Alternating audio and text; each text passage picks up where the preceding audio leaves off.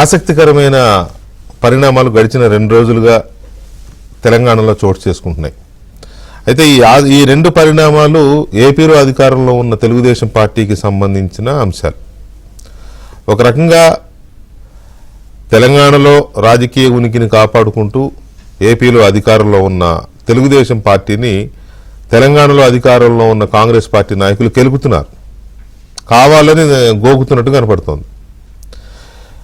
ఎందుకు, వాళ్ళ స్ట్రాటజీ ఏంటి, లేకపోతే యథాలాపంగా వస్తున్న కామెంట్లా, లేక వాళ్ళ స్కిన్ని, వాళ్ళ ప్రభుత్వం యొక్క స్కిన్ని సేవ్ చేసుకోవడం కోసం తెలుగుదేశం పార్టీ మీదకి ఈ అటాక్ని మళ్లించారా,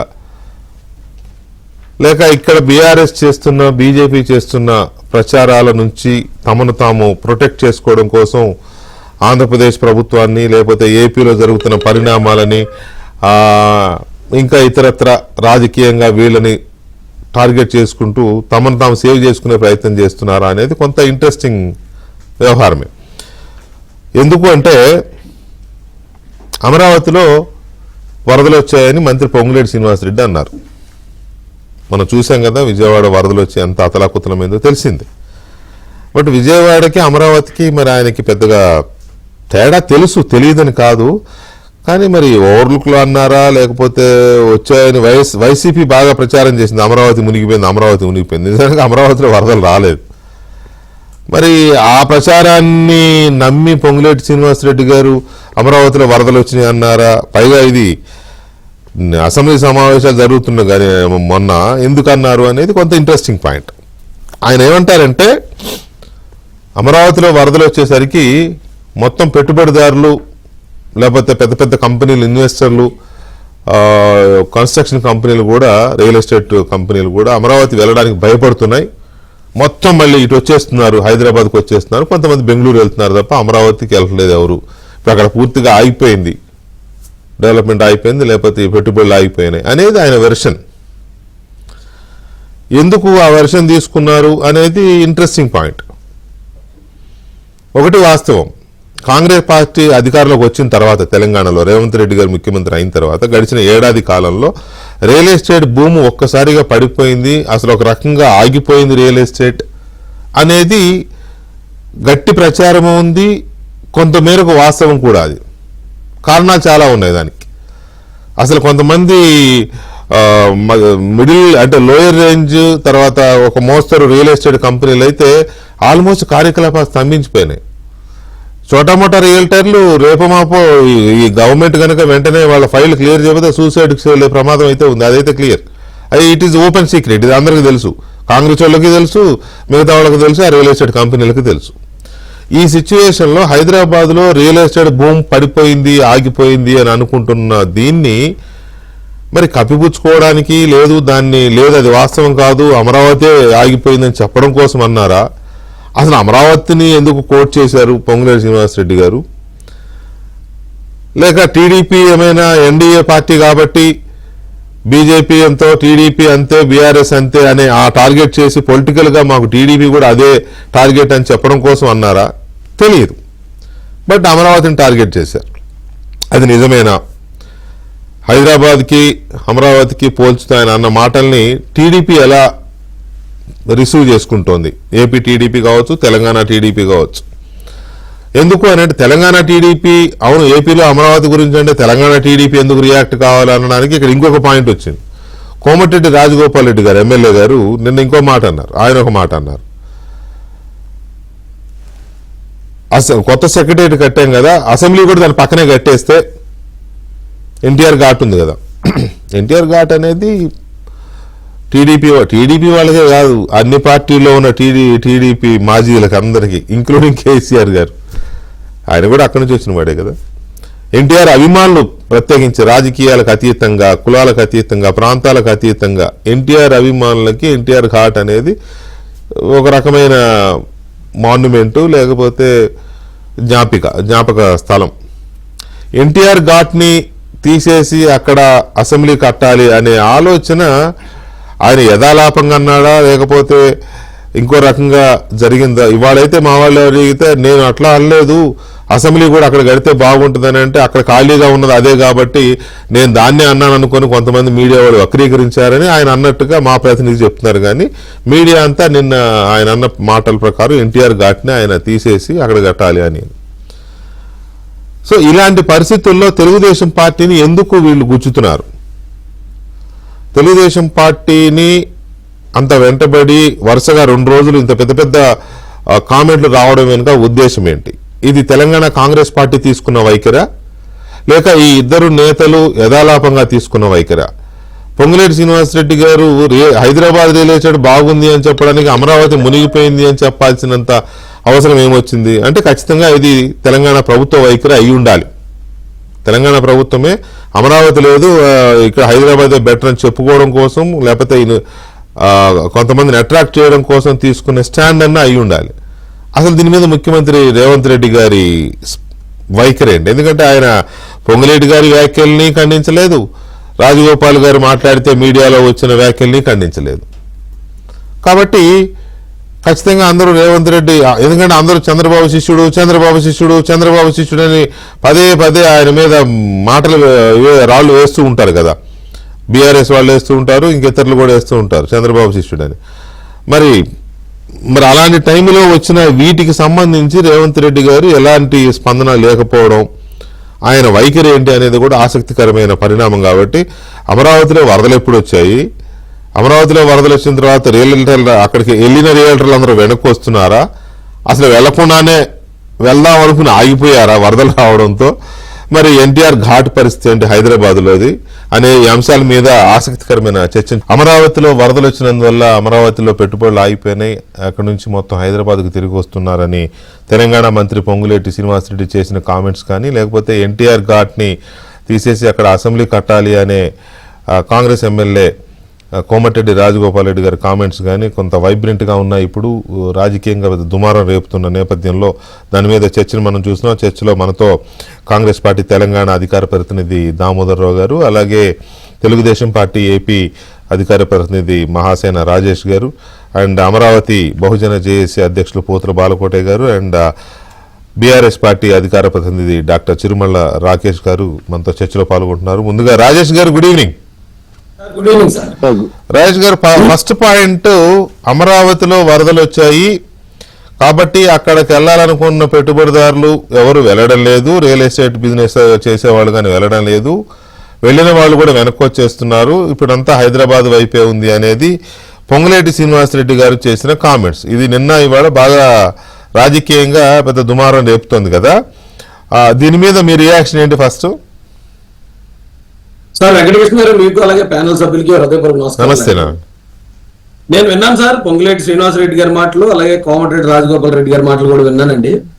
ఇది నిన్నటి నుంచి చర్చ జరుగుతుంది సార్. ఎలాగంటే ఆంధ్రాని మరి ముఖ్యంగా టీడీపీని టార్గెట్ చేసినట్టున్నారు అని చాలా మంది మాట్లాడుకుంటున్నారు. అవును. అయితే నాకేమనిపించింది అంటే సార్, ఇది టార్గెట్ టీడీపీ కాదు, టార్గెట్ రేవంత్ ఏమో అనిపించిందండి.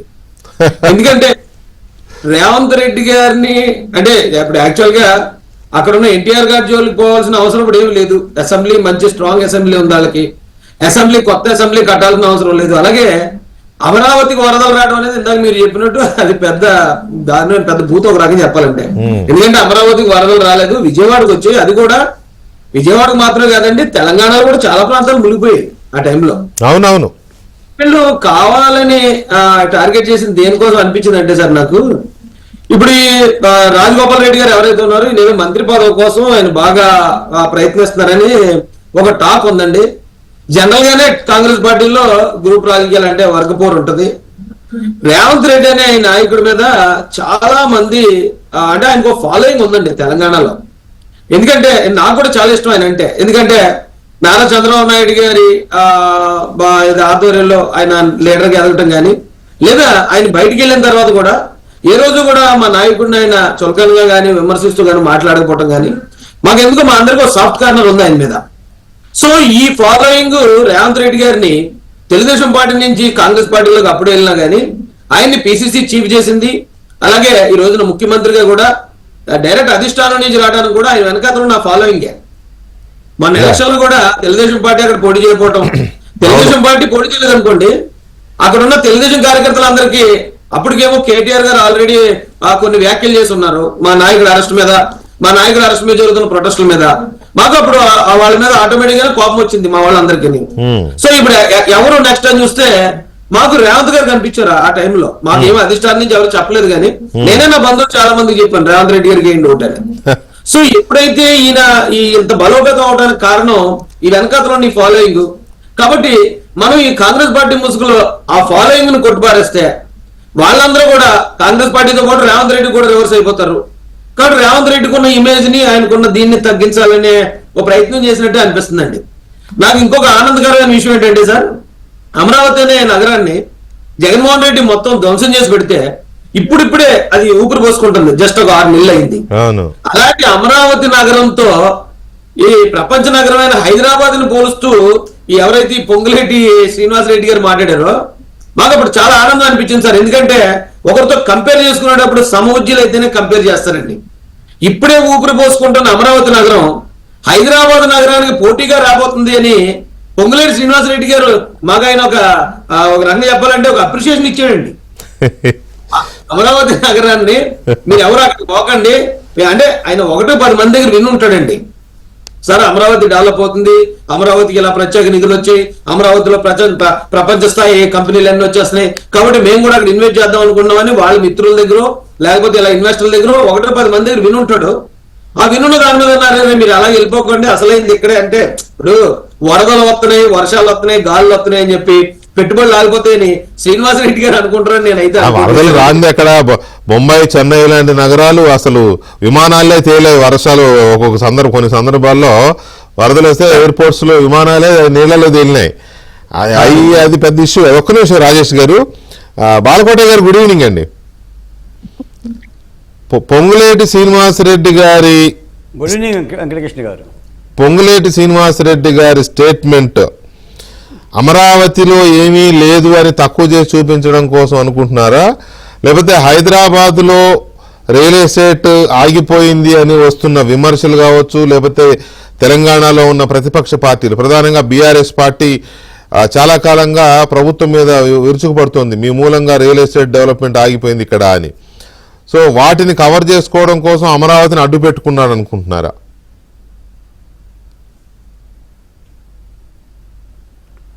వెంకటకృష్ణ గారు నమస్తే. నమస్తే అండి. డిబేట్లో ఉన్న తోటి మిత్రులందరూ కూడా నమస్కారాలు. వెంకటకృష్ణ గారు మీరు అడుగుతున్న 2 అంశాలు నాకైతే రాముడి సీత అవుతుందంటే దశరథుడు జనకుడు అరణ్యవాసం అజ్ఞాతవాసం రామరావణ యుద్ధం అని చెప్పడం నాకు ఇష్టం లేదు. డైరెక్ట్గా విషయంలోకి చెప్పేస్తా. 1 పొంగులేటి శ్రీనివాసులు రెడ్డి గారు, 2 కోమటిరెడ్డి రాజగోపాల్ రెడ్డి గారు. శ్రీరామారావు గారి భాషను తీసేయాలని మాట్లాడటం, 2 అమరావతి మునిగిపోతుందని మాట్లాడటం. నేను మాట చెప్తాను సార్, ఈ అమరావతి మీద తెలుగులో చెప్తున్నా, ఈ డిబేట్లో కాంగ్రెస్ పార్టీ నాయకులు ఉన్నారు, అమ్మకు అయ్యకు పుట్టినవాడు అమరావతిని అన్నాడు. అమ్మకు అయ్యకు పుట్టినవాడు ఒక ప్రాంతాన్ని, ఒక రాష్ట్ర రాజధానిని మునిగిపోతుంది అని అనడు. అమ్మకు పుట్టకపోతేనే అంటాడు. 1631 రోజులు అమరావతి ఉద్యమం జరిగిన తర్వాత ఇదే జగన్మోహన్ రెడ్డి గారు ఏమి పీకలేకపోయాడు. 151 సీట్లు వచ్చినాయని చొక్కాలు మడతయింది, లుంగీలు పైకెత్తనన్న జగన్మోహన్ రెడ్డి గారే 11 సీట్లతో కర్ణాటక యలహంక ప్యాలెస్కు పారిపోయాడు. భాగ్యనగరం మా ఉమ్మడి సొత్తు, మా స్వేదం అందులో ఉంది, మా రక్త మాంసాలు ఉన్నాయి, పండగ చేసుకోమని చెప్పాం ఆంధ్రలోనే కేసీఆర్కి. మాట మాట్లాడితే అమరావతి, మాట మాట్లాడితే ఆంధ్రులు, ఒక రాష్ట్రం మీద పడిగోపులు పట్టడం ఏంటి? ఇది పరాన్నముఖ రాజకీయ నాయకులు కాదా? అర్థం కాలేదు. వీళ్ళు డ్రగ్ అండ్ డ్రైవ్ కేసులో ఏంటి? వీళ్ళు డ్రగ్ అండ్ డ్రైవ్ కేసులో ఏంటా వెంకటకృష్ణ గారు? వీళ్ళు ఉదయం మధ్యాహ్నం సాయంత్రం ఇవాళ హరీష్ రావు గారు కూడా అసెంబ్లీ రామాటే చెప్పారు, డ్రంక్ అండ్ డ్రైవ్ కేసులో వస్తున్నారు అసెంబ్లీకనని. ఒక ప్రాంతాన్ని దూషించడం ఏంటంట? అయినా రాష్ట్రాలంటే రియల్ ఎస్టేటే కాదు కదా, ప్రాంతాలు కదా, ప్రజలు కదా, సమస్త సామాజిక వర్గాలు కదా.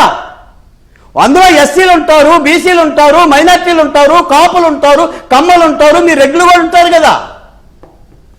ఎందుకు పడి ఆడవటం అంటున్నాను నేను. పోతే జగన్మోహన్ రెడ్డి గారికి భజన చేస్తే భజన చెయ్యండి. రాజధాని మీద నిప్పులు కక్కాల్సిన పనే ఉంది. అలా కక్కిన వాళ్ళ చరిత్ర ఏమైంది? పులకేశులు అయ్యారు. పులకేశి 1, పులకేశి 2, పులకేశి 3.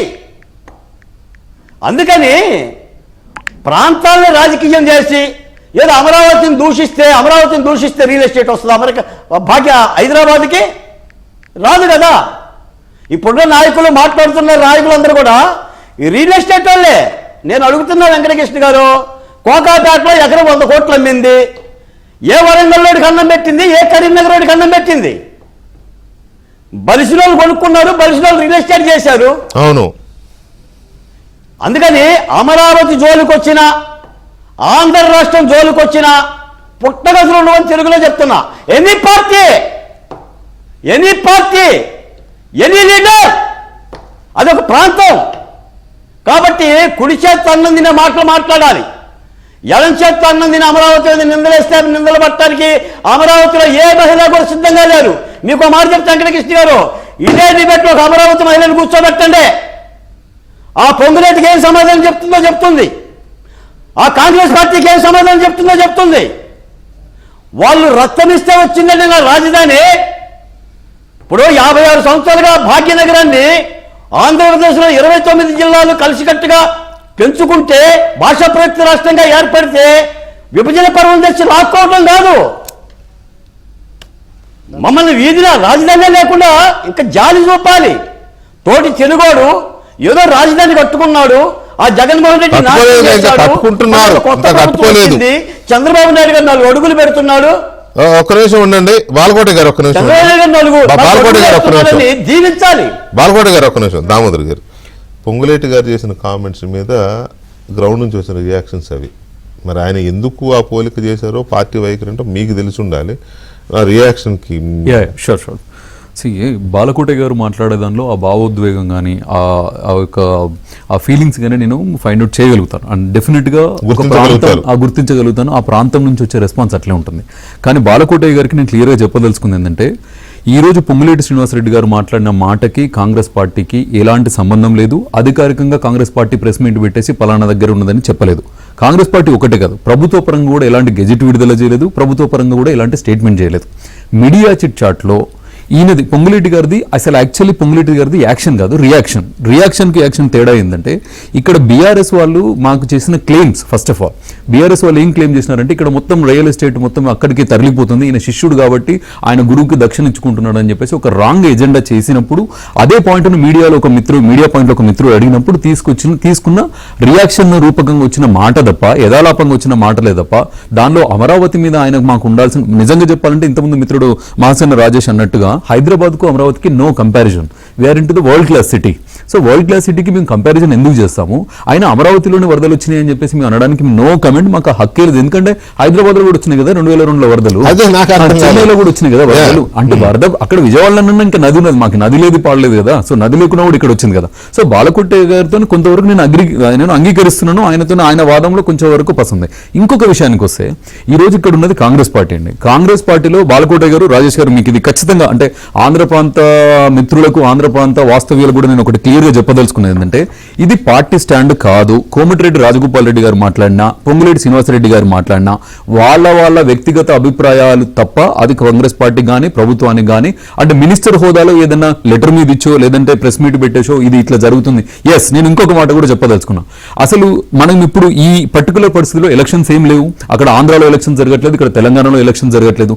ఎలక్షన్స్ ఉండి ఇక్కడ కాంగ్రెస్ పార్టీ అక్కడ కాంగ్రెస్ పార్టీ ఈ వాదనలు కూడా లేవు. సో అలాంటప్పుడు రాజకీయాలు అయిపోయినాయి, ఆల్రెడీ గవర్నమెంట్ ఫామ్ అయింది, అక్కడ ఎన్డీఏ ఫామ్ అయింది, ఇక్కడ ఇండియా ఫామ్ అయినప్పుడు ఎప్పుడు ఏం చూసుకుంటున్నాం అంటే, మా వరకు మేము వ్యాపారం ఎట్లా చేయాలా, అభివృద్ధిలో మేము పోటీ పడాలని చూసుకుంటాం తప్ప ఆంధ్రప్రదేశ్తో కానీ. ఎందుకంటే ఆంధ్రప్రదేశ్లో ఉన్నా కూడా మాకు తెలుసు ఆయన అపరచానికుడు, మాకు కూడా ఆయన అంటే చాలా అభిమానం. సో అభివృద్ధిలో పోటీ పడడానికి ఆ మాటలు అన్నాం. కానీ ఈవెన్ ఇన్ఫాక్ట్ ఈ రోజు కర్ణాటక కూడా చెప్తాం, బెంగళూరులో ట్రాఫిక్ ఎక్కువ ఉన్నది, మా దగ్గరికి రండి అని చెప్పేసి మేము చెప్తాం. అదొక యూనిక్ సేల్ పాయింట్ గా మేము తీసుకొని పొంగులేటి శ్రీనివాసరెడ్డి గారు ఆ ఉద్దేశంగా అన్నారు తప్ప అమరావతి మునిగిపోతుందనో అమరావతి మునిగిపోవాలనో.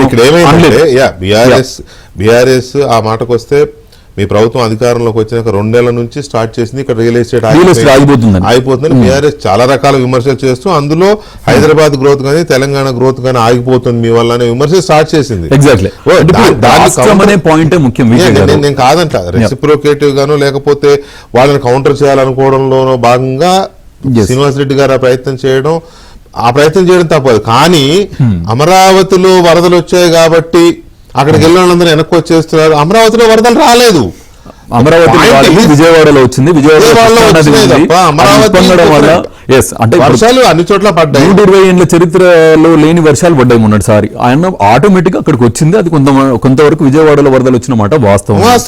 ఇప్పుడు మీరు ఒక్కటి ఆలోచించండి, రాష్ట్రాల అభివృద్ధి ముఖ్యం. మేము పార్టీల గురించి మాట్లాడట్లేదు. మీరు అన్నట్టు ట్యాగ్ లైన్ వేసినట్టుగా వీకే గారు ట్యాగ్ లైన్ మీరు వేసినట్టుగా టీడీపీతో మాకు అయ్యాం లేదు. ఎన్డీఏ ఇండియా కూటమి, మీ సిద్ధాంతాలు మీవి, మా సిద్ధాంతాలు మావి. సో బాజాప్తుగా చెప్తున్నారు. రాజేష్ గారు చెప్పిన దాంట్లో ఒక లాజిక్ కనపడుతోంది. ఇది టీడీపీతో కయ్యం కాదు, రేవంత్ రెడ్డితో కయ్యమా అది దామోదర్ గారు ఇందాక ఆపాను మిమ్మల్ని నేను బ్రేక్ కోసమని. రేవంత్ గారి మీద టార్గెట్ తోనే ఇలాంటి కామెంట్స్ పాస్ చేస్తున్నారు, ఆయన ఇబ్బంది పెట్టడం కోసం అనే మహాసేన రాజేష్ గారిది కొంత రాజేష్ గారి ఆయన అన్నది. ఇప్పుడు దాని మీద కూడా మేము ఇంతకుముందు చాలా సార్లు క్లారిటీ ఇచ్చామండి. కాంగ్రెస్ పార్టీ ఒకప్పటిలాగా లేదు. ఇండియా కూటమి అంతా చాలా షఫల్ అయిపోయినాయి. మేము ఒక సిద్ధాంతం తీసుకున్నాము, రేవంత్ రెడ్డి గారు ఖచ్చితంగా ఈ 5 ఏళ్ళు ఆయనే సీఎంగా ఉంటారని చెప్పినాము, పలు సందర్భాల్లో చెప్పినాం. అంటే రాజేష్ గారికి అభిమానం ఎక్కువైపోయి కూడా ఒక 2 మాటలు అటు ఇటు అన్నాడు. ఒకటి ఏమన్నారు అంటే, ఎలక్షన్ల టైంలో కూడా నేను కూడా చెప్పాము, మేము కూడా ఓటు వేయించాము, ప్లస్ టీడీపీ నిలబడలేదు అని. అంటే అది ఎట్లా సంకేతాలు పోతాయంటే టీడీపీని తెలంగాణలో కాంగ్రెస్ కుమ్మక్కయ్య అనే సంకేతాలు పోతాయి. అది మిత్రుడు కరెక్షన్ చేసుకోవాలి. టీడీపీ అనేది in alliance with NDA, India కూటమిలో కాంగ్రెస్ ఉన్నాం. మాకు వాళ్ళకు సిద్ధాంతపరంగా చాలా విభేదాలు ఉన్నాయి. ఇప్పుడు ఇండియా కూటమి ఒకలాగా, ఇప్పుడు ఇండియా కూటమిగా మేము జమిలికి వ్యతిరేకిస్తే వాళ్ళేమో ఎన్డీఏ కూటమిగా వాళ్ళు మద్దతు ఇచ్చుకున్నారు. సో ఏది అభివృద్ధి విషయంలో కూడా మేము అమరావతి మీద మేము కమెంట్, మా ఉద్దేశాలు వేరు. ఇప్పుడు బాలకోటయ్య గారు అన్నట్టుగా ఆయన రియాక్షన్ చూసినాడు. ఓకే, ఆయన భాష కొంచెం రఫ్ గా ఉంది, కాకపోతే అదంతా ఉద్వేగం. అంటే 1651 రోజులు ఆయన చెప్పినట్టు చెప్పారు కాబట్టి మాకు అలాంటిది. ఇంకా రేవంత్ రెడ్డి సీఎం కోసము ఈయన పొంగులెడ్డి గారు అన్నట్టుగా ఇవాళ మీ ధూళిపాల నరేంద్ర గారు కూడా ఒకటి పెట్టారు, ఆ వాసనలు పోలేదా అది అని చెప్పేసి. పార్టీలు మారని చరిత్రలు ఎవరున్నాయి? అందరూ పార్టీలు మారినరు. ఒక్కసారి తెలంగాణ రాష్ట్రంగా పార్టీల గొడవ అయిపోయింది. ఇక్కడ మనం అర్థం చేసుకోవాల్సింది ఏంటంటే పార్టీల గొడవ లేదు ఇక్కడ అభివృద్ధి గొడవ. నీ దగ్గర నీ అభివృద్ధి నీకున్నది, నాకు అభివృద్ధి నాకుంది. మా వ్యాపారంలో మాకు పెట్టుబడులు రావాలనే ఉద్దేశంతో మాకు మాట్లాడిన మాటలే గానీ పొంగులేటి వాక్యాలను దాన్ని వక్రీకరించి దాన్ని మసాలా చేసి మీకు నేనేది ఏంటంటే దామోదర్ గారు వక్రీకరించాల్సిన అవసరం ఏముంది? One thing is clear, BRS party మీరు అధికారంలోకి వచ్చిన 2-3 నెలల నుంచి రియల్ ఎస్టేట్ చచ్చిపోతోంది మీరు మీ నిర్ణయాల వల్ల అని మీ మీద ఎగబడుతున్నమాట వాస్తవం. అందులో కొంత ఫ్యాక్ట్ ఉంది. మీరు అవునన్నా కాదన్నా రియల్ ఎస్టేట్ విషయంలో ఆర్టిఫిషియల్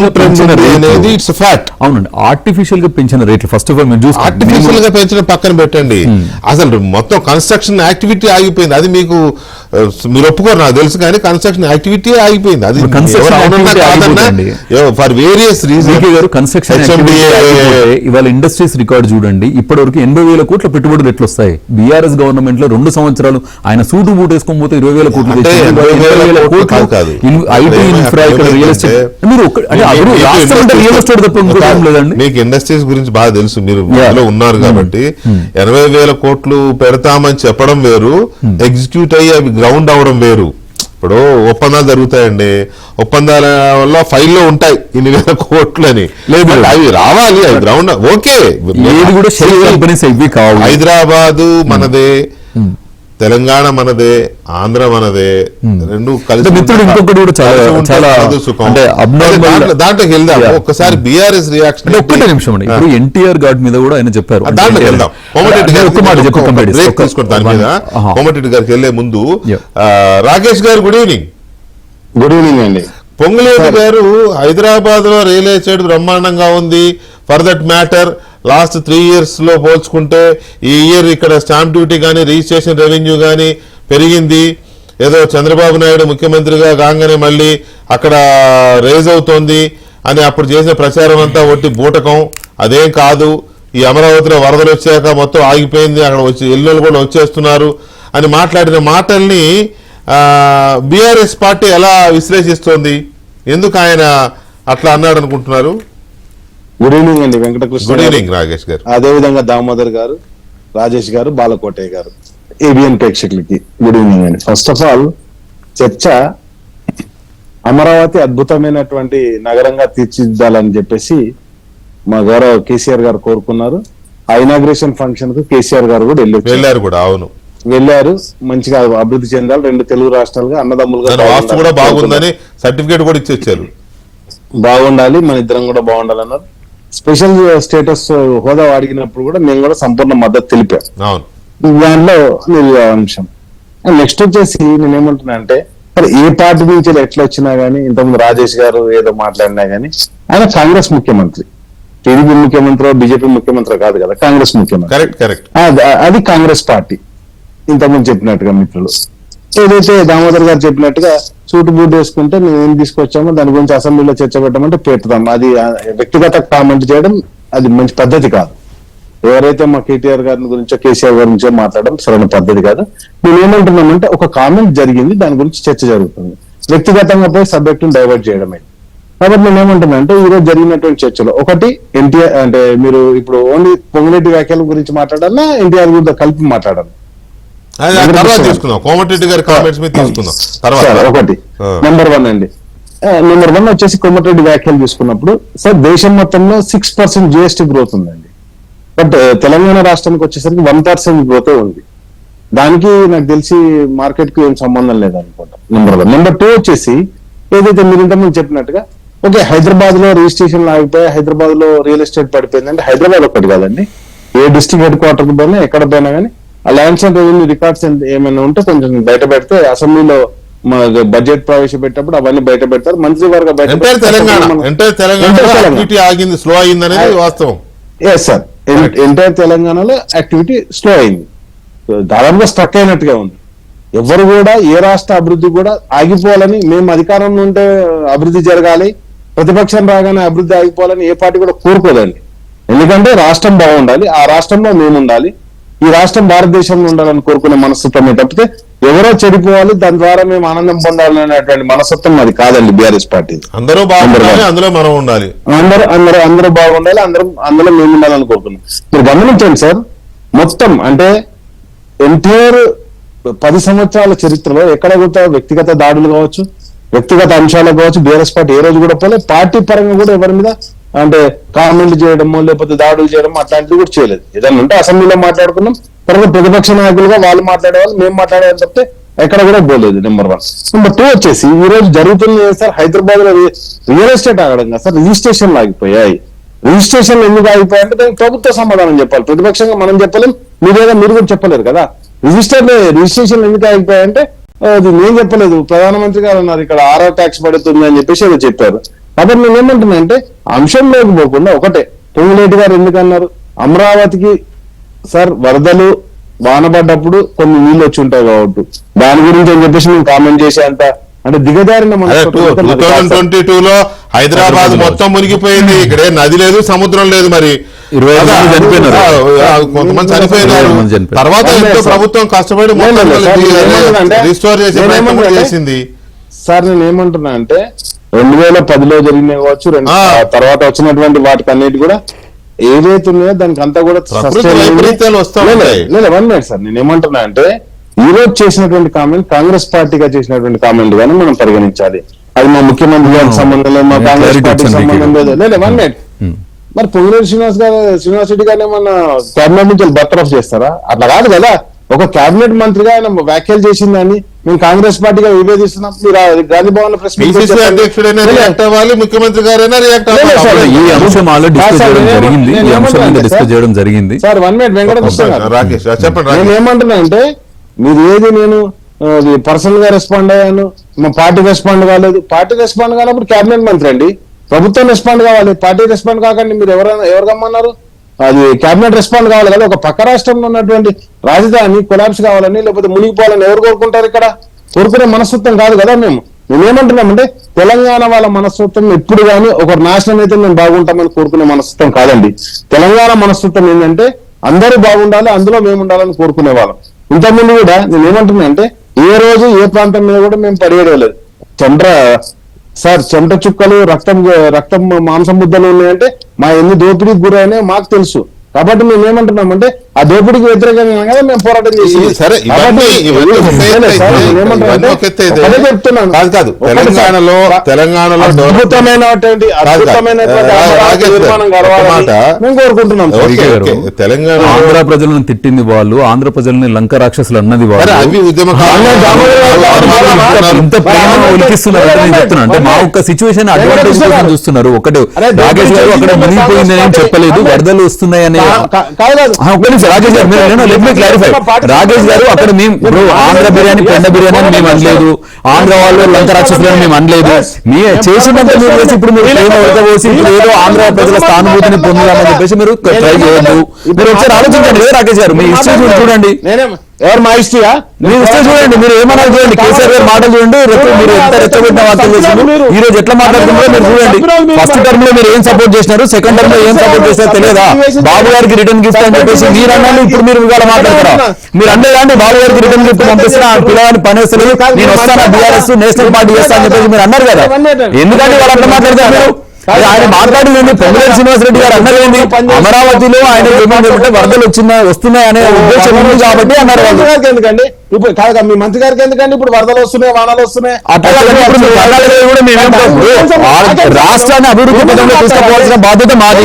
ఆయన ఒక క్యాబినెట్ మంత్రిగా ఆయన ముందుకు వచ్చింది, ఆయన క్యాబినెట్ రెవెన్యూ మంత్రి. మరి ల్యాండ్ కి సంబంధించిన రేట్లు పడిపోతున్నాయి అని చెప్పేసి బీఆర్ఎస్ తప్పు కొట్టుకుంటే దిగినప్పుడు మరి బాధ్యత అందరు బాగుండాలి అన్నారు కదా. మరి తెల్లారు లేస్తే రాజకీయం ఇప్పుడు ల్యాండ్ రేట్లు అంటున్నారు, మీడియా రూపంలో ప్రచారం చేస్తున్నారు. అంటే పైకి ఒక మాట లోపల ఒక మాట, కడుపులో విషయం బయటకు ఆవరించుకుంటుంది కండి పడిపోతుందా? అట్లా మీరే చేస్తున్నారు. వందల సోషల్ మీడియా ఇన్ఛార్జీలను పెట్టుకొని మరి మీరు తెలంగాణను బదనాం చేస్తున్నారు. మేము ప్రొటెక్ట్ చేస్తున్నాం, మీరు బదనాం చేస్తున్నారు. ఇప్పుడు మీ కౌంటర్ కి అది రియాక్షన్ ఇచ్చింది తప్ప స్వయాన పొంగులేటి గారు ప్రెస్ మీట్ చెప్పలేదండి. వీళ్ళు చేస్తున్న సోషల్ మీడియా అటాక్ ని తట్టుకోవడానికి మాత్రమే. చెప్పండి రాకేష్, నాకు అర్థం కాదు ఏంటంటే మీరు అనే దాంట్లో నాకు వచ్చిన సౌండ్ తెలంగాణ ఇమేజ్ ని బీఆర్ఎస్ ఆఫ్ కోర్స్ అండి. అంటే వీళ్ళ గవర్నమెంట్ ఎట్లా వచ్చిందన్న ఉద్దేశంతోనే కాదా? మీరు ఒకసారి చెప్పండి. తెల్లారు లేస్తే సోషల్ మీడియాలో అధ్వానమైంది, విమర్శలు, కేసులు, అవినీతి ఇవేరు. కానీ హైదరాబాదులో రియల్ ఎస్టేట్ ఆగిపోయింది, గ్రోత్ ఆగిపోయింది, తెలంగాణలో గ్రోత్ ఆగిపోయింది అని బీఆర్ఎస్ పార్టీ పొలిటికల్ ప్రయోజనం కోసం తెలంగాణ ఇమేజ్ ని దెబ్బతీస్తుంది. అరే పొలిటికల్ ప్రయోజనాల కోసం కుటుంబాలనే వాళ్ళు నాశనం చేసుకున్నారండి. వ్యవస్థల కోసం వాళ్ళు రాజకీయం అదే మా కోడిని మేము చూసుకున్నట్టుగా మాట్లాడుతున్నారండి మీరు కూడా.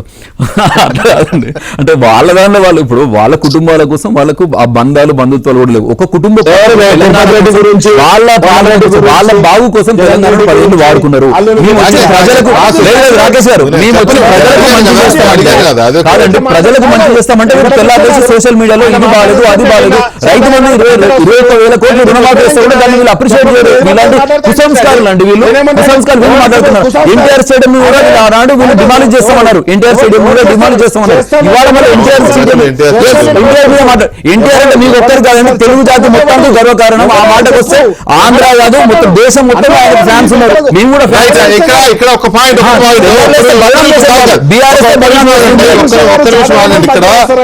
ఇక్కడ పాయింట్ ఏంటంటే రాకేష్ ఒక్క నిమిషం చెప్పండి.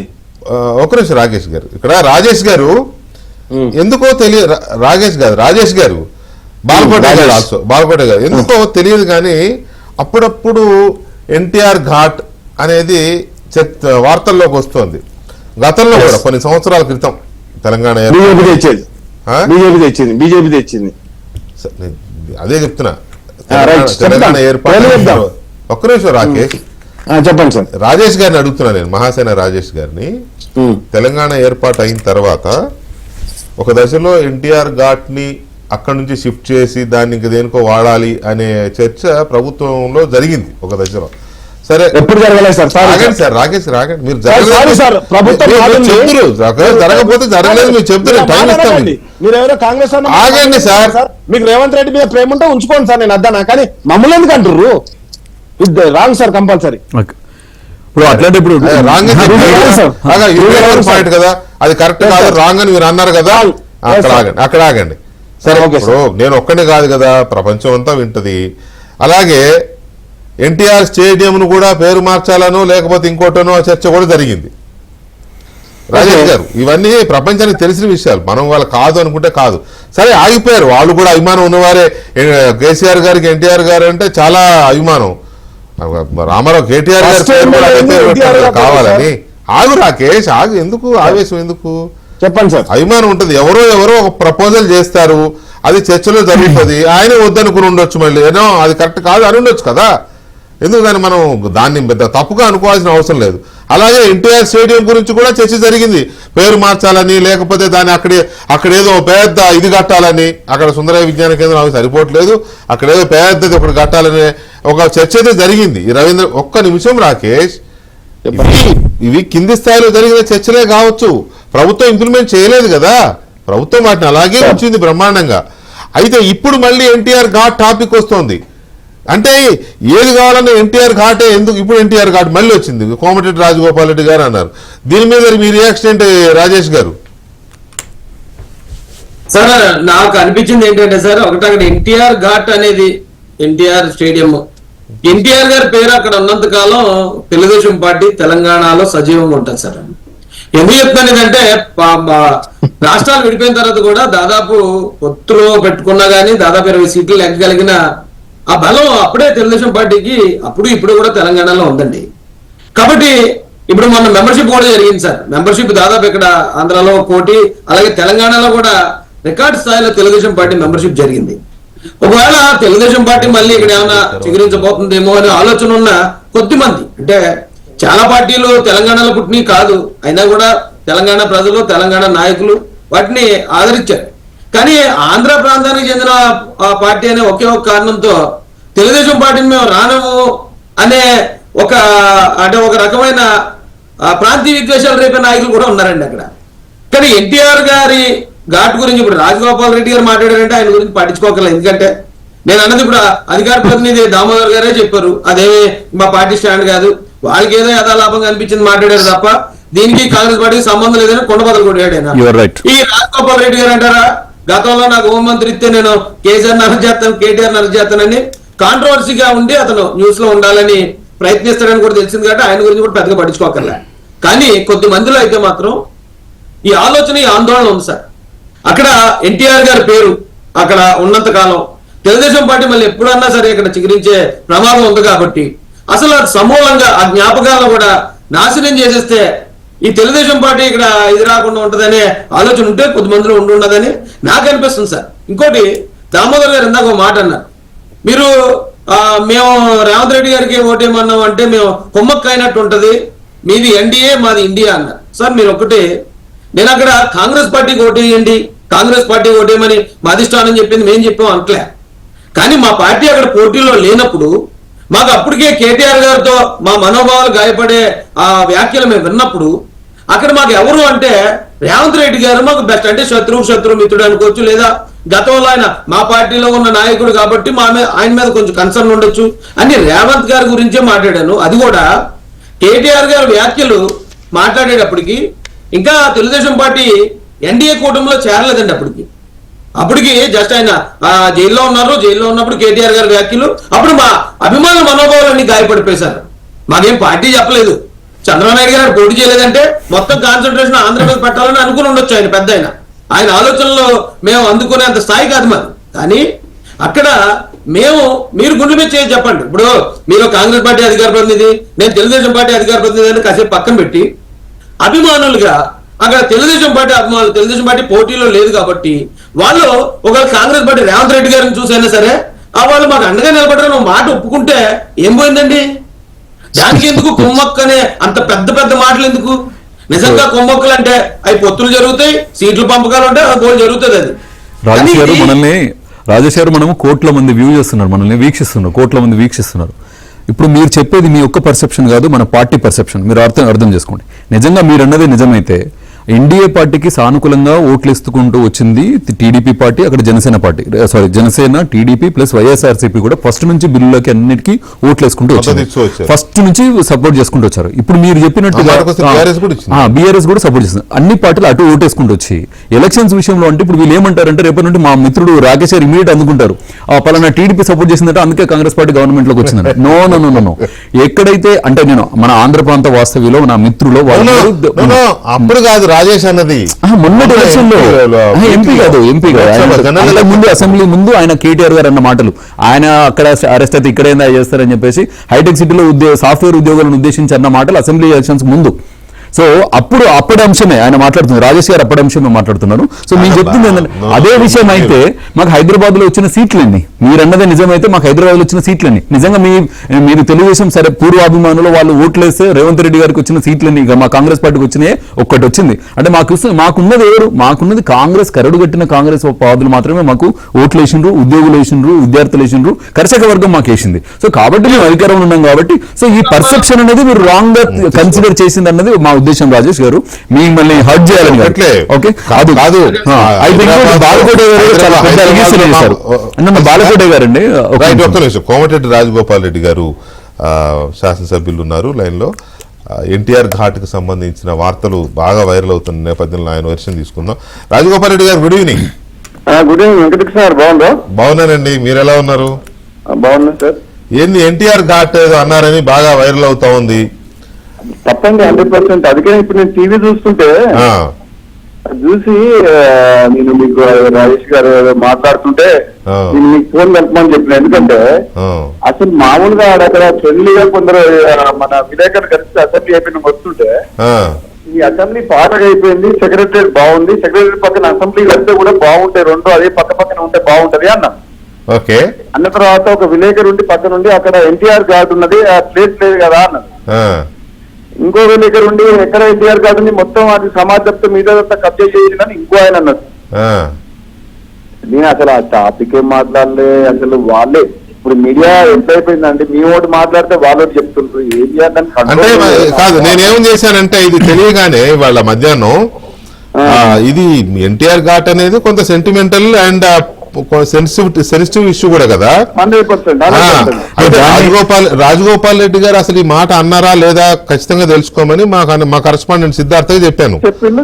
సిద్ధార్థ మిమ్మల్ని అడిగితే మీరు అన్నారట ఇదే ఇప్పుడు నాతో చెప్పిందే చెప్పారట, లేదు అసెంబ్లీ కూడా అక్కడే దగ్గర ఉంటే బాగుంటుందని నేను అన్నాను. సాయంత్రం ఫోన్ చేసిండ్రు, మోత్పల్లి నరసింహారు ఫోన్ చేసి బ్రదర్ నువ్వు ఇట్లా మాట్లాడవు కదా, నువ్వు ఎంటే మన అభిమానం అట్లా అన్నారా అంటే 100% తప్పు, వాళ్ళు క్రియేట్ చేసిండ్రు, వాళ్ళే కాంట్రవర్సీ కోసం అని చెప్పి వాళ్ళకి ఒక ఏంటంటే టీవీ ఇప్పుడు ఎట్లా అంటే ఏదైనా సరే ఒక హైప్ క్రియేట్ చేస్తాను ఎందుకు ఒక సెన్సేషన్ కోసం మా మీ వాడు మాట్లాడితే వాళ్ళు మాట్లాడుతారండి. మరి వెంటనే మీరు ఖండించేది ఉండే కదా. నేను అలా కేవలం అసెంబ్లీ కట్టాలని మాత్రమే అన్నాను. మేము ఫ్రెండ్లీగా వాళ్ళేదో అడిగితే మాట్లాడి వెళ్ళిపోయినాం. వారు కథల్ని మొత్తం మనం దుష్ప్రచారం చేస్తుండ్రు, మన గిట్టని వాళ్ళందరూ ప్రతిదానికి ప్రెస్ మీట్ పెట్టుకుంటా అదే పనా సంబంధం లేని ఇష్యూలో కూడా మమ్మల్ని లాగి మమ్మల్ని డిస్పాజన్ చేసి వచ్చి నేనేదో తప్పు చేసిన లాగా వచ్చి ప్రెస్ మీట్ పెట్టి రాజగోపాల్ రెడ్డి గారు మీరు అవుట్ స్పోకెన్ నాకు బాగా తెలుసు కదా. మీరేమి ప్రెస్ మీట్ పెట్టి తప్పు చేసిన లాగా చెప్పవసరంలే, అది రాంగ్ మిస్లీడ్ చేశారు, దాన్ని మిస్కోట్ చేశారని చెప్పి ఒక ప్రెస్ నోట్ మీ పిఆర్ఓ ఎవరికైనా చెప్పినా రిలీజ్ అయిపోతుంది కదా, మా అందరికి వచ్చేస్తుంది. వెంకటకృష్ణ గారు, ఎన్టీ రామారావు అంటే మొత్తం తెలుగు ప్రజలందరూ అభిమానించే ఒక మంచి ఒక హీరో, అవును, మంచి లెజెండరీ పర్సనాలిటీ, ఒక తెలుగు జాతి అనే గర్వకారణం ఎన్టీ రామారావు. అవును, గాడి విషయం ఎందుకంటాం అంటే ఇంకా నీకు ప్లేస్ ఎక్కర్లేదు. పార్లమెంట్ ఎంత ఎన్ని ఎకరాలు కట్టిండ్రు, 2 ఎకరాలు అసెంబ్లీ కట్టొచ్చు. అవన్నీ వీళ్ళు ఏంటంటే ఇప్పుడు మీడియాలో కూడా వెంకటకృష్ణ గారు ఏం అనుకోకండి, కానీ మీడియా సోదరు అంటే నాకు గౌరవం ఉంది. కానీ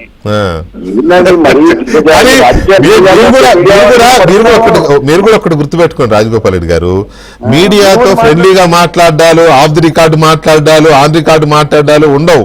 మీడియా పర్సన్ తో మాట్లాడారంటే అది ఏదో ఒక రూపంలో ఎప్పుడో ఒకసారి బయటకు వస్తుంది, అది అంతే.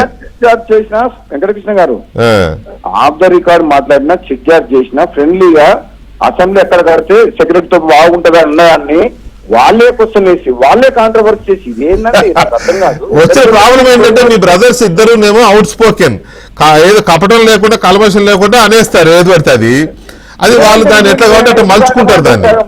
ఇగో ఇక్కడ మేము ఇప్పటి వరకు తలదించుకునే పని చేయలే కోమటిరెడ్డి బ్రదర్స్. తెలంగాణ ఉద్యమంలో గానీ కేసీఆర్ వ్యతిరేక పోరాటం గానీ ప్రజల విషయంలో గానీ నిస్వార్థంగా పనిచేస్తున్నాం.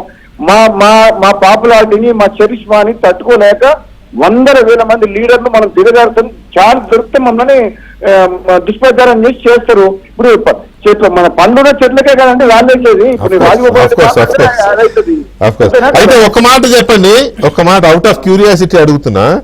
అసెంబ్లీ పాత పడిపోయింది కొత్తది కట్టాలని ఎందుకు అనిపిస్తుంది మీకు? అది ఇంకా దానికి అదేం పెద్ద పురాతన స్టార్టింగ్ చేసి అంటే మీకు వినండి, పార్లమెంట్ కూడా బ్రహ్మాండంగా ఉన్న కొత్త పార్లమెంట్ కట్టిండ్రు. ఒక విషయం మీరు అక్కడ నిలబడి మాట్లాడేటప్పుడు అంత పాత బిల్డింగ్ అదే విధంగా ఈ హెరిటేజ్ బిల్డింగ్ గా పెట్టి సెక్రటరియట్ కట్టినప్పుడు దాని పక్కన అసెంబ్లీ కూడా కడితే పక్కన మంచి ట్యాంక్ బండ్ వ్యూ ఉంటది, బాగుంటది. హెరిటేజ్ లాగా ఒక మా ఓల్డ్ మేనేజ్మెంట్ లాగా ఉంటది ఈ సెక్రటరీ అసెంబ్లీ. కానీ నేను ఒక న్యూ జనరేషన్ మనిషి నా కొత్త ఐడియా తోటి పార్లమెంట్ ఉంది కాబట్టి ఇక్కడ అసెంబ్లీ కూడా కొత్త కట్టుకోవాలని ఆలోచనతో చెప్తున్నాను అంతే తప్ప ఎన్టీఆర్ ఘాట్ గురించి మీ మనసులో చెడు ఉద్దేశం లేదు. అసలు ఎన్టీఆర్ అంటే మా అందరికి అభిమానం. ఈ రోజు కూడా ఎన్టీఆర్ అంటే ఎన్టీఆర్ మన సినిమా అన్న రాజకీయాలను ప్రజలను బాగా ప్రభావితం చేసిన వ్యక్తి ఎవరంటే మా తెలుగు రాజకీయాల్లో కరెక్ట్. అసలు అక్కడ రీజనల్ పార్టీ పెట్టి 9 months లో స్వీప్ చేసిండు ఆనాడు. అంటే ఆయన ఏం చేసిన ఒక లెజెండ్ పర్సన్. ఆయన గురించి అసలు మాట్లాడలేదు. మా తెలంగాణ కోసం కొట్లాడినాం, కేసీఆర్ వ్యతిరేకంగా పోరాటం చేసినాం. ఈ తెలంగాణని ఏ విధంగా చేయాలనుకుని నెక్స్ట్ 10 years ఏం చేద్దామని ఏదైతే అనుకున్నాం 10 ఏళ్ళలో కాలేదు. మాకు అవకాశం వచ్చింది. ఆయన సెక్రటరీ కట్టుండి మేము అసెంబ్లీ కడితే బాగుంటుంది మా కాంగ్రెస్ పార్టీ అన్నారు. Anyway thank you very much Rajagopal Reddy గారు. మీరు లైన్ లోకి వచ్చి రాజేష్ గారు మీరు మిస్అండర్స్టాండ్ చేసుకోకండి. మీరు ఏదో హోమ్ మినిస్టర్ అని అదని అంటారు. నేను ఇంతవరకు మంత్రి పదవి అడగలేదండి. పదవి కావాలంటే నేను అక్కడ బీజేపీలో ఉంటే నేషనల్ ఎగ్జిక్యూటివ్ కమిటీ మెంబర్, అక్కడ ఎంపీగా గెలిచిన వాడిని సెంట్రల్ మినిస్టర్ అయ్యేవాడిని. నేను పదవి కోసం రాలే. అప్పుడు బీజేపీలోకి పోయింది కేసీఆర్ కుటుంబ పాలన వ్యతిరేకంగా గద్దె దింపాలని. మళ్ళా కాంగ్రెస్ లో తెలంగాణ ప్రజలందరూ కూడా కాంగ్రెస్ వైపు చూడగానే అక్కడ నాకెంతో గౌరవం ఇచ్చింది బీజేపీ పార్టీ. అయినా ఈ తెలంగాణలో కుటుంబ పాలన ఒక నియంత్ర పాలన పోవాలని మళ్ళీ కాంగ్రెస్ లోకి వచ్చి కేసీఆర్ పాలన గద్దె దింపడానికి వచ్చింది తప్పితే నాకు పదవి కావాలంటే కేసీఆర్ నాకు మంత్రి పదవి ఇస్తున్నాడు. అవును కదా, మంత్రి పదవి లేదు, ఏం లేదండి. రాష్ట్రం బాగుండాలి, తెలంగాణ ప్రజల 1000 మంది ఆత్మ బలిదాని తెలంగాణ రాష్ట్రం సాధించుకుంటే ఇక్కడ ప్రజాస్వామ్యం నిలవాలి, కుటుంబ పాలన పోవాలి అని మా కళ నెరవేరింది. ఇప్పుడు తెలంగాణ రాష్ట్ర ప్రజలు సంతోషంగా ఉన్నారు. రాబోయే 5 ఏళ్ల కాలంలో ఆగమైన చిన్నాభిన్నమైన అప్పుల పాలన తెలంగాణని కాంగ్రెస్ పార్టీ మంచిగా తయారు చేస్తాం. అది మా తెలంగాణ ప్రజాపాలనతో బ్రహ్మాండంగా అభివృద్ధి చేయించండి. ఇక ఇవన్నీ వస్తూనే ఉంటాయి పొలిటికల్ గా. Thank you very much. Political గా మీ పొలిటికల్ ఏది పోతుంటే కుక్కలు మరిగినట్టు ఏం పట్టించుకోండి. మేము ఎవరో పడిన వాళ్ళు అంటనే ఉంటారు, మా మీద కామెంట్ చేస్తారు. మీరేమో అట్లా అంటున్నారు, మీరు అట్లా అంటున్నారు కానీ మీ పార్టీలోనే కేసీఆర్ గారి కోవట్లు కొంతమంది తయారయ్యారు, రేవంత్ రెడ్డి గారికి వ్యతిరేకంగా కొంతమంది అంటున్నారు. లేదండి, ఇప్పుడు కాంగ్రెస్ పార్టీ వాళ్ళ కోసం మెయిన్ కేసీఆర్ కేటీఆర్ గారికి హరీష్ రావు గారి టీఆర్ఎస్ వాళ్ళకు ఫ్రస్ట్రేషన్ ఏంటంటే వాళ్ళు ఊహించలే సెక్రటరియట్ ప్రజాభవన్ ఇవన్నీ కట్టుకుని ఏంటంటే ఇది శాశ్వతం మాకు పవర్ అని అనుకున్నారు. మేము ఇంతమందిని కలిసి ఇప్పుడు పొంగులేటి శ్రీనివాసరెడ్డి గారు వచ్చి టీఆర్ఎస్, నేను వచ్చా మళ్ళీ బీజేపీ నుంచి అందరం కలిసి కట్టుగా పోరాటం చేసి ఐకమత్యంతో ఇక్కడ కేసీఆర్ ని గద్దె దింపినాం. అది వాళ్ళకి డైజెస్ట్ అయితే లేదు. ఫ్రస్ట్రేషన్ లో 1 year లోపల చూడండి, 1 year లో ఎన్ని ఇబ్బందులు పెడుతున్నారు, ఎంత ధర్నాలు చేస్తారు. మాట్లాడుతుంటే మేము విన్నాం గంటలు, కానీ వాళ్ళకి ఓపిక లేదు చూడండి. రాజకీయ ప్రత్యర్థులుగా ఉంటాయి. మీరైతే వాళ్ళకు మీ ఖాళీ చేయకండి పట్టుకోవడానికి, మీ పని మీరు చేయండి. చెప్పండి. ఇగో బీఆర్ఎస్ పార్టీ ఎప్పుడైతే తెలంగాణ అనే పదం తీసి భారత రాష్ట్ర సమితి పెట్టిందో అప్పుడే కథం అయిపోయింది. రాబోయే రోజులు వస్తే ప్రజలు ఏమన్నా బీజేపీ ఏమైనా పికప్ అవుతుందని బీఆర్ఎస్ మాత్రం తిరస్కరించడానికి రాదు. లోకల్ బాడీ జిహెచ్ఎంసీ ఎక్కడ కూడా బీఆర్ఎస్ పార్టీ రాదు. అందులో అది బీఆర్ఎస్ పార్టీ ఫ్యూచర్ ఎలా ఉండబోతోంది, కాంగ్రెస్ పార్టీ ఫ్యూచర్ ఎలా ఉండబోతుంది అనేది మన ఇద్దరం ఇంకో డిబేట్ ప్లాన్ చేద్దాం. రాజగోపాల్ రెడ్డి గారు thank you sir. Thank you very much. Yeah అది తీవ్రంగా ఖండిస్తున్నానని లాస్ట్ లో చెప్పారు. అది మా వాళ్ళు ఆడియో డౌన్ చేశారు. ఇది కరెక్ట్ కాదు. నేను ఎన్టీఆర్ ఘాట్ లో అసెంబ్లీ కట్టాలి, ఎన్టీఆర్ ఘాట్ లేపేయాలి అక్కడి నుంచి అని అన్నది వక్రీకరణ పూర్తిగా. నేను దాన్ని తీవ్రంగా ఖండిస్తున్నా అని చెప్పి రాజగోపాల్ రెడ్డి గారు ఇవాళ మన డిబేట్లో లైవ్లోకి వచ్చి చెప్పారు. అది బ్రేకింగ్ కింద తీసుకోవచ్చు. తర్వాత మరి ఎందుకు ఇవి వస్తున్నాయి, ఈ రకంగా ఎందుకు వచ్చింది? టీడీపీ ఎన్డీఏలో భాగస్వామి కాబట్టి, తెలుగుదేశం పార్టీ బీజేపీ కలిసి ఉన్నాయి కాబట్టి, కాంగ్రెస్ పార్టీకి బీజేపీ ప్రధాన ప్రత్యర్థిగా one of the main rival తెలంగాణలో ఒకవైపు బీఆర్ఎస్ ఒకవైపు బీజేపీ ఉన్నాయి కాబట్టి, బీజేపీ ప్రధాన ప్రత్యర్థిగా ఉండడం వల్ల, టీడీపీ బీజేపీతో జత కట్టడం వల్ల, కేంద్రంలో కూడా మంత్రి పదవులు ఉండడం వల్ల టీడీపీని ఒక రాజకీయ ప్రత్యర్థిగా చూడబోతోంది ఆ తెలంగాణలో. అలాగే వస్తున్న వార్తలు ఎలా ఉన్నాయంటే, తెలంగాణలో వచ్చే ఎన్నికల నాటికి ఇక్కడ కూడా ఎన్డీఏ తయారవుతుంది. ఆ ఎన్డీఏలో బీజేపీ టీడీపీతో పాటు బీఆర్ఎస్ ప్రధాన భాగస్వామిగా ఉండబోతోంది అనే చర్చ కూడా ఉంది. ఇది నిజమా అబద్ధమా పక్కన పెడితే ఈ చర్చ అయితే పొలిటికల్ కారిడార్స్లో చాలా గట్టిగా ఉంది. అందువల్ల కాంగ్రెస్ పార్టీ ఆ ఉద్దేశంతో కూడా మెల్లమెల్లగా టీడీపీని పోక్ చేస్తోందా, టీడీపీ మీద ఇలాంటి బాణాలు ఎక్కువ పెడుతోందా అని. బాలకోటే గారు, తెలంగాణలో రాజకీయంగా చాలా చర్చలు జరుగుతూ ఉన్నాయి. అదేంటి అంటే, ఇప్పుడు ఏపీలో ఎలాగైతే ఎన్డీఏ కూటమి ప్రభుత్వం ఏర్పాటైంది కదా, బీజేపీ జనసేన టీడీపీ. ఇప్పుడు సరే రాకేష్ దీన్ని ఒప్పుకుంటారని నేను అనుకోను, ఖచ్చితంగా నో అనే అంటాడు. అయితే చర్చ జరుగుతుంది బయట, అయితే చర్చ రాజకీయ వర్గాల్లో కానీ పబ్లిక్లో. ఓకే రాకేష్ ఓకే, మీ లైన్ వచ్చిన మీరు చెప్పండి, కాదనట్లేదు. నేను మిమ్మల్ని ఏమీ కొట్టిపారేయడం లేదు. యా, అయితే ప్రజల్లో కానీ ఒక చర్చ అయితే ఉంది బాలకోటే గారు. ఏంటి అంటే, తెలంగాణలో 2028 ఎన్నికల నాటికి ఇక్కడ కూడా కూటమి ఏర్పాటవుతుంది, ఇదే ఎన్డీఏ కూటమి. అప్పుడు బీజేపీ టీడీపీ జనసేనతో పాటు ఒక ప్రధాన భాగస్వామిగా, ఎందుకంటే ఇక్కడ పెద్ద పార్టీగా ఉంది కాబట్టి బీఆర్ఎస్ ప్రధాన భాగస్వామిగా బీఆర్ఎస్ కూడా కూటమిలో చేరుతుంది అని. ఒక్క నిమిషం అబ్బా దయచేసి, మిమ్మల్ని అడుగుతా చెప్పండి. సరే సార్, మమ్మల్ని ఎందుకు ప్రజాస్వామ్యం పాటించండి కొద్దిగా. అదే సార్, మీరు కూడా ప్రజాస్వామ్యం పాటించి. మిమ్మల్ని అడుగుతా, నేను బాలకోట గారిని అడిగి మీ దగ్గరకు వస్తా, మీరు చెప్పండి దయచేసి. మమ్మల్ని కలపకండి సార్. మిమ్మల్ని ఎందుకు కలపరు? మిమ్మల్ని కలపకుండా రాజకీయమే లేదు, అసలు మిమ్మల్ని కలపకుండా రాజకీయమే లేదు. మా రాజకీయం మొత్తం ఎన్డీఏ బిల్లులు అన్నిటికీ మద్దతు ఇస్తూ మమ్మల్ని కలపకండి ఎట్లయితండి? చేసే రాజకీయం అంతా చేసుకుంటా. నో రాకేష్, ప్లీజ్ రాకేష్, మీ వర్షన్ మీరు చెప్పండి నేను అడిగినప్పుడు. ప్లీజ్ కలపకండి, ప్లీజ్ యా బాలకోటే గారు, ఈ క్రమంలో సో వీళ్ళంతా ఒకటే గూటి పక్షులు కాబట్టి ఇక టీడీపీని కూడా మనం ముగ్గులోకి లాగాల్సిందని ఎన్డీఏ కాంగ్రెస్ పార్టీ అనుకుంటుంది అనుకోవచ్చా బాలకోటే గారు? వెంకటకృష్ణ గారు, అయ్యా, ఈ డిబేట్లో కూర్చున్న కాంగ్రెస్ పార్టీ బీఆర్ఎస్ పార్టీ నాయకులు కూడా చిన్న నాయకులేం కాదు, వాళ్ళకే అన్ని విషయాలు తెలుసు. ఏదో కొత్తగా ఇప్పుడు వచ్చేసి కూర్చొని మాట్లాడే వాళ్ళు కూడా కాదు, చిన్నపిల్లలే కాదు. నేను సంక్షిప్తంగా, ఇది డిబేట్ కాబట్టి మాట్లాడే అవకాశం లేదు కాబట్టి 2-3 మాటలే చెప్తా. మనం గతంలో చాలాసార్లు చెప్పారు. రాకేష్ గారు మీకు చెప్తున్నా, రాజకీయాల్లో ఇది కుడి చెయ్యి అంటే కుడి చెయ్యి కాదు, ఇది ఎడం చెయ్యి అంటే ఎడం చెయ్యి కాదు. ఆయా కాలానుగుణంగా రాజకీయ పార్టీలు అధికారంలో ఉన్న పార్టీని దించేందుకు ప్రతిపక్ష పార్టీలు చేసే ఒక పోరాటం. అది కాలానుగుణంగా ఎలాంటి మార్పులైనా తీసుకుంటుంది, ఇది అందరికీ తెలిసిన సత్యం. ఇందాక దామోదర్ గారు ఒక మాట అన్నారు, నాదేదో ఆవేశం అనేది. నాది ఆవేశం కాదు, ధర్మాగ్రహం. ఎందుకంటే ఒక ప్రాంతం మీద రాజకీయాలు చేసిన ఒక ప్రముఖమైన వ్యక్తులు, పోయిన మంచి వాళ్ళ మీద రాజకీయాలు చేసిన మనం మరుగుజ్జులో అవుతాయి తప్ప ఉద్దండులం కాదు. ఇందాక రాజగోపాల్ రెడ్డి గారు ఈ డిబేట్ జరుగుతుండగానే వెంటనే వచ్చి ఆయన, నేను రామారావు గారిని అట్టా ఉద్దేశిత అనలేదంటే that is the democratic leader లక్షణం. కరెక్ట్. మళ్ళీ ఇది వైరల్ కాకుండా వెంటనే దానికి ఫుల్ స్టాప్ పెట్టాడు. మరి దామోదర్ గారు ఏమన్నారు, ఆయన వ్యక్తిగత అభిప్రాయం, అది పార్టీది కాదు అన్నారు. ఇక్కడ వ్యక్తిగత అభిప్రాయమో పార్టీ దామోదర్ గారు అన్నది దామోదర్ గారు అన్నది రాజగోపాల్ రెడ్డి గారి గురించి కాదు, పొంగులేటి గారి అమరావతి కామెంట్స్ గురించి అన్నారులే, ఇది కాదు, అప్పటికి ఇది మాట్లాడలే. Right, anyway proceed. అందుకని వెంకటకృష్ణ గారు, నేను స్వయంగా ఢిల్లీలో రాహుల్ గాంధీని కలిసా కొప్పుడు రాజు గారి ద్వారా. అయ్యా రాజధాని అమరావతి నాశనం అవుతుంది, మోడీ గారి శిలాఫలకం దగ్గరే దీక్షలు చేస్తున్నాం, మీరు ఒక్కసారి వస్తే అమరావతికి ఒక జాతీయ ఒక ఇది వస్తుందని చెప్పి మేము స్వయంగా కలిసామండి. ఎందుకంటే అసలు అమరావతి పుట్టిందే కాంగ్రెస్ పార్టీ విభజన నుంచి. ఇప్పుడు నాకు తెలిసి ఈ డిబేట్లో కూర్చున్న ఇద్దరు కూడా అమరావతి పుట్టడానికి కారకులే కదా.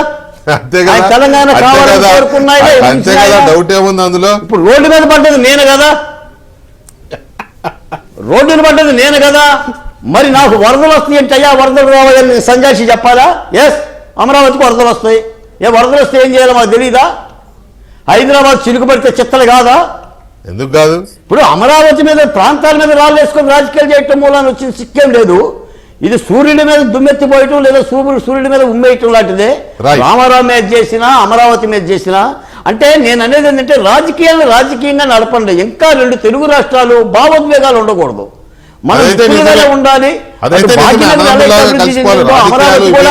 అభివృద్ధి చెందాలి. రైట్. బాలకోట గారు ఒక్క నిమిషం. బాలకోట గారు, రాకేష్ గారు, ఇప్పుడు సరే మీరు ఒప్పుకోకపోయినా నేను పబ్లిక్ లో ఉన్న చర్చను మాత్రమే చెప్పాను. అది నిజం కాదని మీరు చెప్పొచ్చు. That is your right and your wisdom, నేను కాదని అన్నాను. కానీ ఒకవేళ పబ్లిక్ లో జరుగుతున్న ఈ చర్చని లేకపోతే ఇంకోటి కూడా ఉంది. మీరు ఎప్పుడు రేవంత్ రెడ్డి మోడీకి తమ్ముడు, బడేబాయ్ చోటాబాయ్ అని మీరు అంటూ ఉంటారు, మీ పార్టీ నాయకులు.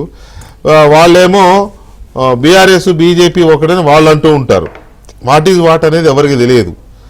కానీ జరుగుతున్న చర్చ అయితే మెల్లగా ఎన్డీఏలోకి వెళ్ళిపోతోంది బీఆర్ఎస్ అనే చర్చ బయట ఉన్నది. అందువల్ల టీడీపీని కూడా కాంగ్రెస్ పార్టీ ఈ రకంగా కార్నర్ చేస్తోంది మెల్లమెల్లగా అనుకోవచ్చా అనేది నా ప్రశ్న. బ్రీఫ్ గా చెప్తాను sir. First of all Komatireddy Rajagopal Reddy గారు చెప్పినట్టుగా ఆ జిల్లాలోనే 3 ఫ్యామిలీలు ఉన్నాయి సార్. కొమ్మటిరెడ్డి గారి ఫ్యామిలీలో 2 అన్నదమ్ములు, ఉత్తమ్ కుమార్ రెడ్డి గారి ఇంట్లో భార్యాభర్తలు, జానారెడ్డి గారి ఇంట్లో 2 కొడుకులు. అది పోతే వివేక్ గారి ఇంట్లో 3 ఉన్నారు. అండ్ నెక్స్ట్ వచ్చేసి మల్లు బట్టి విక్రమార్క గారి అన్న మల్లు రవి గారు ఉన్నారు, మా బట్టి గారు ఉన్నారు. వాళ్ళ ఇంట్లో సోనియా గాంధీ, రాహుల్ గాంధీ వాళ్ళు ఉన్నారు సార్, ప్రియాంక గాంధీ. ఇక వాళ్ళ ఫ్యామిలీ గురించి వాళ్ళు మాట్లాడుతుంటే మేము వినాల్సి వచ్చింది. మా దురదృష్టం అదిగా. మా నాయకులు ఎవరైతే ఉన్నారో వాళ్ళంతా ఉద్యమానికి ముందు ఉన్నారు. ప్రభుత్వం రాకముందు పోటీ చేశారు, ప్రభుత్వం వచ్చిన తర్వాత కూడా పోటీ చేస్తున్నారు. ఇంతవరకు ఒక అంశం అండి. ఆయన చెప్పిన దానికి పెద్ద మనం ఏం అనలేం కదా. ఎందుకంటే మీరు సంక్షిప్తంగా చెప్పమన్నప్పుడు చెప్తాను. ఒకటి నెంబర్ 1. నెంబర్ 2, మేము నిజంగా కూడా భయపడే వాళ్ళం అయితే 5 నెలలు మా అక్కని జైల్లో పెట్టినప్పుడే మీరన్న భయాలన్నీ పడాలి. జైళ్లకు లేకపోతే బెయిళ్లకు భయపడటం కాదు. సార్ నేనేమంటా అంటే భయపడి చేయనేటోళ్ళు ఎన్డీఏ కూటంలో యూపీఏ అది మన ఏది ఇండియా కూటంలో జైలు తిరగవచ్చు, కానీ మాకు సంబంధం లేదు సార్. మేము ఎప్పుడు అట్లాంటి దానికి ఇన్వాల్వ్ కాలేదు, మేము పోను కూడా పోము. నెంబర్ 2 మీరు చెప్పిన దానికి. నెంబర్ 3 వచ్చేసి నేను ఏమంటున్నా అంటే సార్, ఇంతకుముందు బాలకోట గారు అన్నట్టు ఏమైనా కుడి కావచ్చు, కుడి చేయడం కావచ్చు అంటే ఆ రాజకీయాల అగ్రనాయకత్వం తీసుకునే నిర్ణయాలు బట్టి అప్పుడు ఉంటాయి కావచ్చు. కానీ మేము ఒక్కటే చెప్తున్నాం సార్, బాలకోట గారు మేము ఎక్కడ కూడా అమరావతి చెడిపోవాలన్నా అమరావతి ఇంకేదో కావాలని మేము కోరుకోలేను. మంచి నిర్మాణం చేసుకోండి, మేము కూడా వచ్చిపోతామని చెప్పాం. అంతేగాని హైదరాబాద్ వర్షం పడితే చిత్తడేద్దంటే మరి ఉమ్మడి ఆంధ్రప్రదేశ్ గా ఉన్నప్పుడు అది కనిపించలేదని కామెంట్ చేయకండి సార్. లేదు సార్ ప్లీజ్. వెంకటకృష్ణ గారు నేను ఏమంటున్నా అంటే విజ్ఞులుగా మీరు ఒక దాని గురించి ఒక సిద్ధాంతం గురించి పోరాటం చేస్తున్నారు. మీ సిద్ధాంతాన్ని మేము అమరావతిలో కాబట్టి అన్నామండి. ఎవరన్నారు సార్? ఎవరన్నారు? కరెక్టే సార్. అంటే కాదు సార్, ఇప్పుడు వాళ్ళు అన్నదానికి మీరు కూడా అని ఉంటే